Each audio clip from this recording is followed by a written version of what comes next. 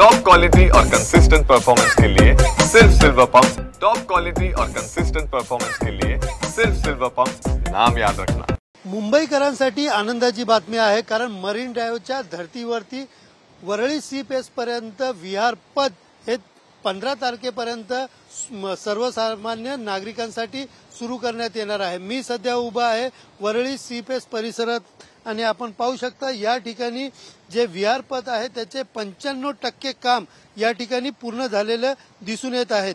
Nariman point पासून दहिसर पर्यंत वेगाने पोहोचण्यासाठी मुंबई किनाऱ्यावरती रस्ता प्रकल्प टप्प्याटप्प्याने बांधण्यात येत आहे।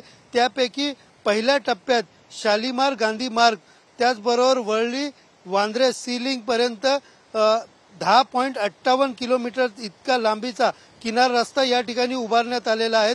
त्यापैकीच प्रियदर्शनी पार्क ते हाजी अली आणि बडोदा पॅलेस ते वरळी अशा प्रकारचा विहार पथ या ठिकाणी तयार करण्यात येणार आहे। यातील हाजी अली बडोदा पॅलेस या टप्प्याचं काम थोडं बाकी असल्यामुळे हे विहार पथ जे आहे ते उशिराने या ठिकाणी सुरू करण्यात येणार आहे। विशेषतः पाहायला गेलं तर विहार पथासोबत पालिकेकडून 2.7 किलोमीटर पर्यंतचा लांबीचा सायकल ट्रॅक देखील या ठिकाणी उभारण्यात येणार आहेत। त्याच दरम्यान वांद्रे कुर्ला संकुलातील स्वतंत्र सायकल ट्रॅक देखील या ठिकाणी काही महिन्यापूर्वी काढण्यात आला होता। सध्या त्या ठिकाणी आपण पाहू शकता की त्या ठिकाणी मोठा एक सायकल ट्रॅक या ठिकाणी उभारण्यात येणार आहेत।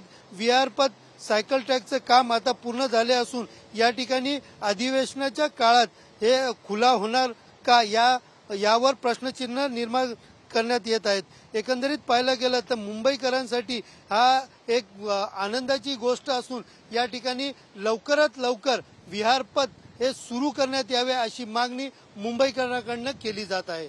कॅमेरा पर्सन आदिल सह सुनील जाधव, TV9 मराठी, मुंबई।